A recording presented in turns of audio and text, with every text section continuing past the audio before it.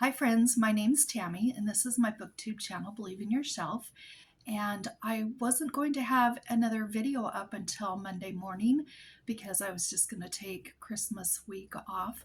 But I got a box in the mail right here from my dear friend Sonia. She is my booktube sister and I just love her so much. If you don't know who she is, you're missing out. So I am going to link her channel below and please go check her out. She has a beautiful booktube channel. She is a beautiful person and she is very cottage core. She loves vintage stuff and she reads a lot of really good books. I really like the types of books that she reads. And I just really like her. And she sent me a box of a whole bunch of things. So I thought I would just unbox it on a video and we'll just start and see what happens. This one says, oh, look at that cute paper. She has a little tag on it and it says, an adorable adventure.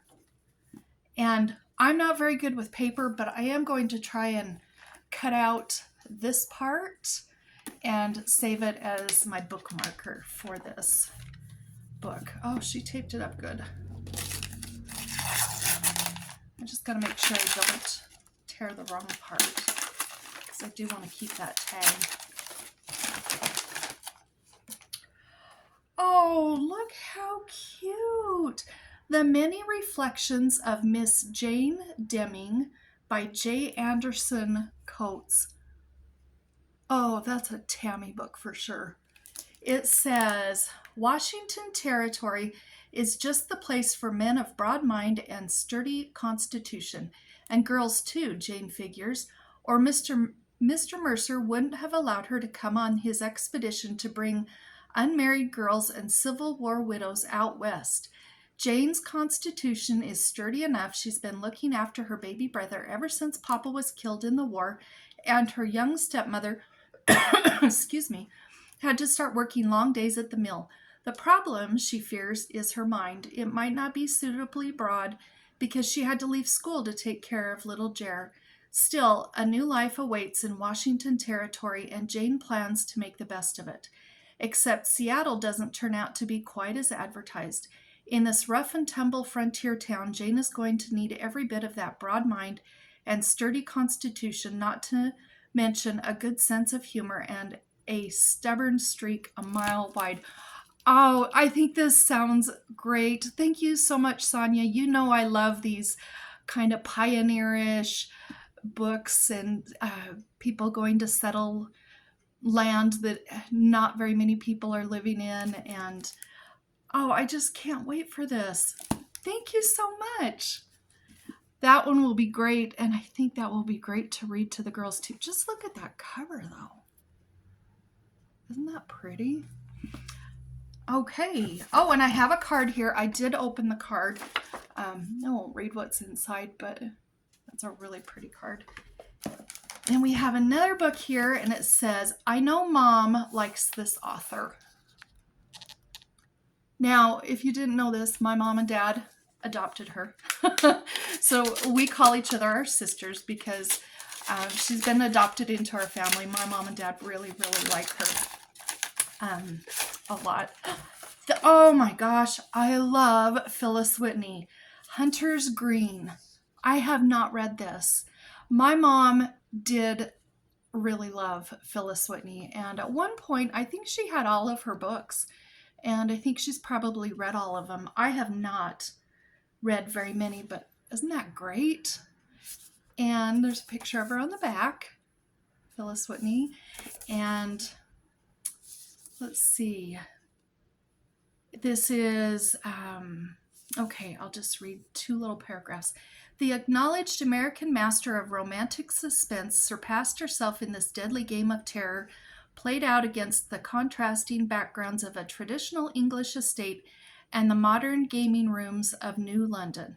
When Eve North returns to Athmore after 3 years' separation from her husband Justin, she finds the great estate and Justin himself vastly changed. Eve too has changed. She knows how the mistakes She knows now the mistakes she made in her marriage in the past, and she now dares to win back the love of her own husband. Like another Eve, she wanders into the gardens of Athmore unsuspecting. And then it goes back onto the back flap. I'm excited for this. I can't wait for this. Thank you so much. And yes, my mom.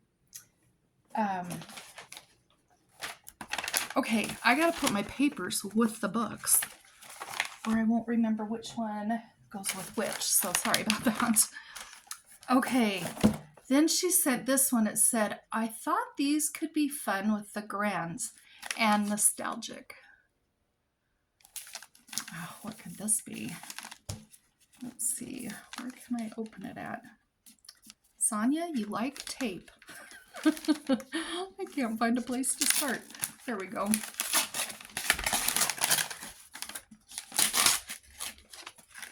Oh, what is this?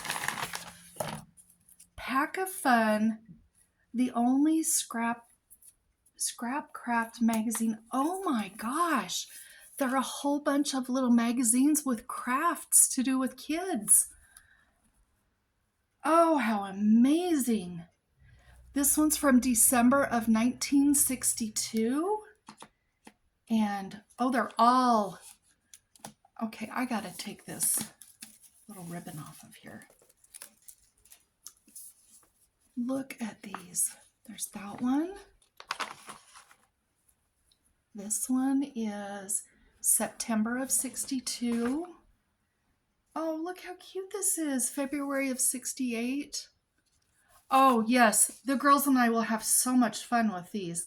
This one's March of 62. The girls love to do crafts. They call them projects.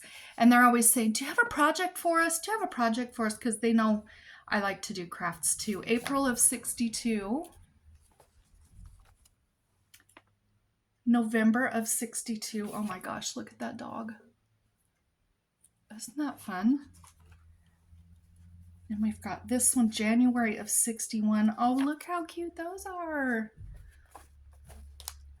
And you open them up. Here, I'll show you one of them real quick. You open it up. And not only is there a whole bunch of really cool things to look at, there's all sorts of crafts in there. Oh, those are amazing. Okay, I got to finish looking at what the other ones are here too. This one's cute. March of 63. This one is February of 63. Oh, this one's pretty. And this one's November of 68. I remember doing something like that fish, but it was different in grade school. This one here is May of 68. Oh, how fun. And we've got October of 62. And we've got January of 62. Oh, look how cute. See, they even have stuff on the back. And then this one here is from June, July of 62. And inside, oh, there's so many. I'll just show you this real quick so you can kind of see the, I hope you can see that, the table of contents. There's all sorts of stuff in here. This is fabulous. Oh my gosh. This is so funny. The girls did a parade a week ago in the living room. And they're going to have so much fun with this. Thank you so much, Sonia. They're going to love that. Okay, then we've got another little thing here. Let's unwrap this one. Oh, it's a bookmarker. It's a little kitty. Oh, isn't that sweet? And it has a little butterfly, and she's done diamond dots on it. Isn't that pretty? Thank you, Sonia. We had to have our sweet cat put down about a year ago, And we sure miss her a lot. The girls will be so excited to see that. Thank you for that. That was just stuck in here between some of these other ones. Didn't even see that. Okay, we've got one here that says the cover. So this must have a great cover. We'll look at this one.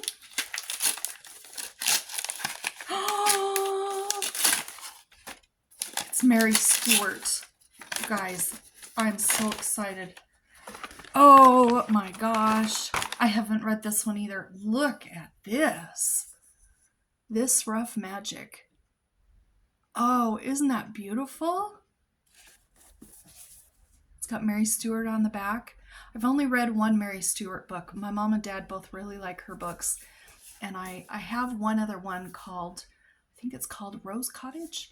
But I haven't read any others by her. It says, when Lucy Waring comes to Corfu to visit her sister Phillida Forley, she was elated to discover that the Castello above their villa had been rented to Sir Julian Gale, a very minor cog in the London theatre. Lucy, not unnaturally, felt something close to reverence for Sir Julian, one of the brilliant lights in England's theatrical world.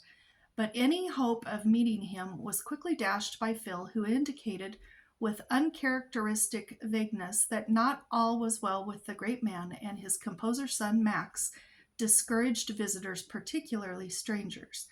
Lucy encountered Max Gale the first morning of her arrival. Anyway, it just goes on. So it's going to be a probably gothic mystery.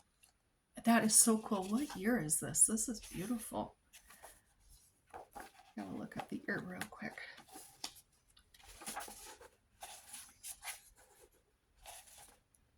1964. Oh, thank you, Sonia. She really knows her friends. She knows what we all like. It's amazing. This one says, gave me family vibes. Okay. I have a place where I can start opening it. Oh, Sonia, thank you so much. You're so nice. So sweet.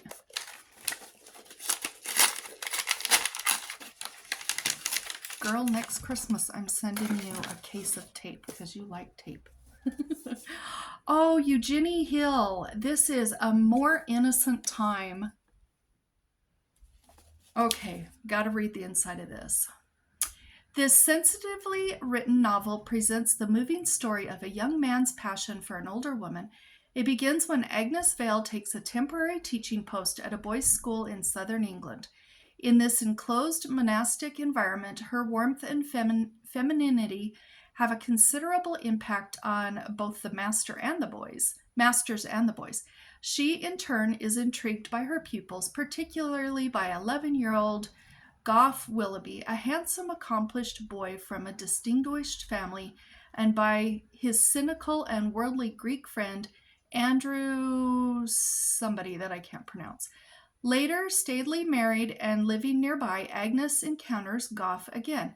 Now the brooding athletic youth is determined to make a mistress of his former teacher he has always idolized. Her head filled with lush images from pre-Raphaelite poetry and painting, Agnes refuses to see the dangers in the adolescent boy's growing obsession until its true nature is dramatically brought home to her. The years pass and the scenes shift to London and to Spain as Agnes, now a successful children's author, attempts to escape from Gough and from her own feelings, closely observed by the sardonic, that's his friend, I can't pronounce the name still. The affair moves toward the tragic conclusion which was foreshadowed in the idyllic circumstances of its beginning. Oh my gosh. That sounds really fun. Sounds like it could be interesting. 1979. Eugenie Hill. I've heard of her. Well, thank you, Sonia, for that one. Oh, that'll be fun. Oh my gosh, there's still more in here. Okay. This one here says, An Adorable Tale by Miss Julie Andrews. Oh, how fun. I've never read anything by Julie Andrews, but I did love The Sound of Music a lot.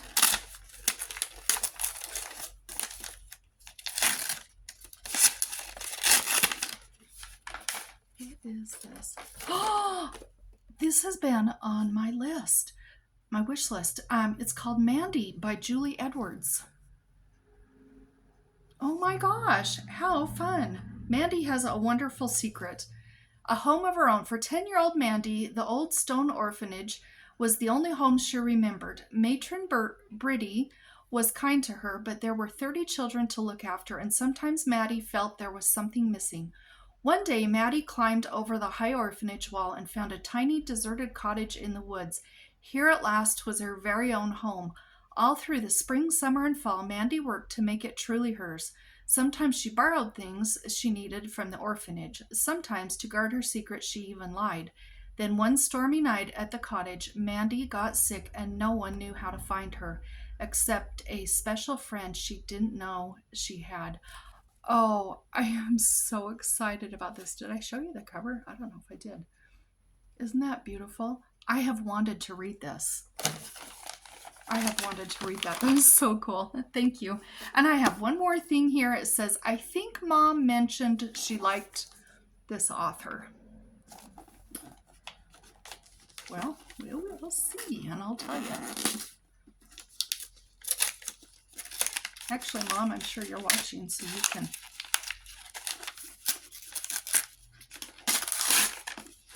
Oh, I see who the author is. Oh my gosh, yes. My mom loves this author. The House of 1,000 Lanterns by Victoria Holt. Yes, my mom loved Victoria Holt as much as Phyllis Whitney, and she's read all of Victoria Holt's books too. I have not. I've only read a small handful of them, and I have not read this one. And this one says, The House of 1,000 Lanterns hid many treasures, some as beautiful as its name and some as forbidding as death itself. There were those who believed its corridors concealed the most fabulous of all Chinese artifacts, the priceless statue of Kuan Yin, the goddess of mercy. Others felt its great beauty veiled a terrible evil and that it should have never been built. For Jane Lindsay, the House of 1,000 Lanterns had always held a strange fascination. Since her days as a schoolgirl in England, she had felt drawn to it. Now a shattering romance, a passion for Chinese art, and a marriage of convenience take her to Hong Kong and the House of 1,000 Lanterns, where she finds her presence unwanted and her life in danger. A new novel of romantic suspense by one of the most popular authors writing in English today. Oh, I'm excited about that. I love Victoria Holt. I only have 4 or 5 of her books, and I've never read this one. So what a nice bunch of gifts. Thank you so much, Sonia. You're so sweet. I love that you're my sister, and I love that you're part of our family. And I'm going to let you go. I will link her channel below, and please go visit her channel and check her out because she's wonderful, and you will love her channel if you're not already subscribed to her. So we'll talk to you later. Bye-bye.